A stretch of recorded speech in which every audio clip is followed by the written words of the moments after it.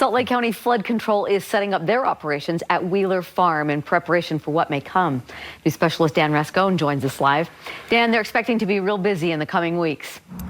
Yes, they are expected to get very busy out here. That's why they've already brought in the operations trailer here, also set up a tent over here for what may come. Now, they've got Big and Little Cottonwood Creek that run kind of through this area, and that's the two creeks that they're watching very closely, and they thought Wheeler Farm is the ideal location. A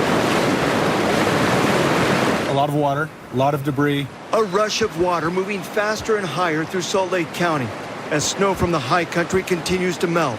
That's why the county's flood control division is setting up operations right next to the cow pastures of Wheeler Farm. Just preparing for, the highest flows that we might anticipate.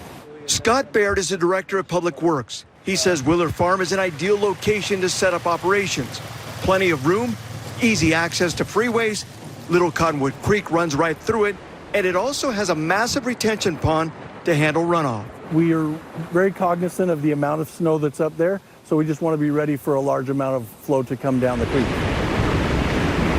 Right now, Little and Big Cottonwood Creek are roaring, but they are looking good. No reports of any flooding, but it's still too early to tell what could happen next. If the water levels rise and get over banks, we can see some issues on some of the bordering areas around the creek, but it's really hard to say where we're going to see a problem. Mayor Jenny Wilson says it's all about being prepared. Wanted to get up and running before things turn. Hopefully they don't, and we all have a pretty quiet June, but in the event they do, we'll be ready. We'll be ready, and that's exactly why they set up this operation here. Now the flood control crews going to a 12-hour shift night and day so they can cover that 24-hour period.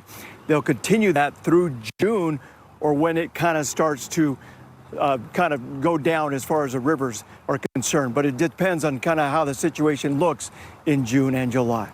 Deanie, back to you. I imagine a lot of those workers also help manage all the snow, so they've really had double duty lately. Dan, thanks.